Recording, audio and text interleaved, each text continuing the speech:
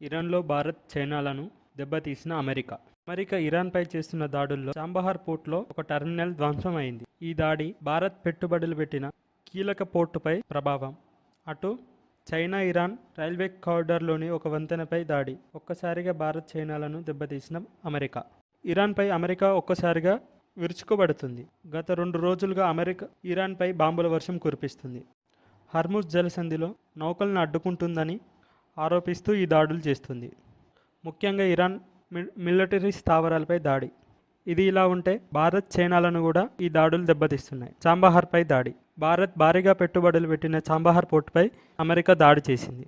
భారత్కి ఇది ఎంతో వ్యూహాత్మకమైన పెట్టుబడి. పాకిస్తాన్ సహాయం లేకుండా మధ్య ఆసియాలోకి ఈ పోర్టు ద్వారా వెళ్ళవచ్చు. అలాంటి పోర్టుపై అమెరికా వైమానిక దాడి చేసింది. పోర్టులోని షహీద్ బెహెష్టీ టెర్మినల్ ధ్వంసమైనట్టు ఇరాన్ మీడియా చెబుతుంది.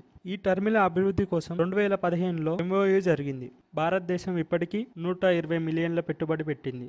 ఉత్తర ఇరాన్లోని ఓగ్లే ఖాన్ రైల్వే స్టేషన్పై అమెరికా క్రూజ్ మిజైల్తో దాడి చేసింది. ఈ వంతెన చైనా, తుర్కెమిస్తాన్, ఇరాన్ రైల్వే కారిడార్లో కీలకమైనది. చైనా ఇరాన్తో ఈ మార్గంలోనే వాణిజ్యం చేస్తుంది.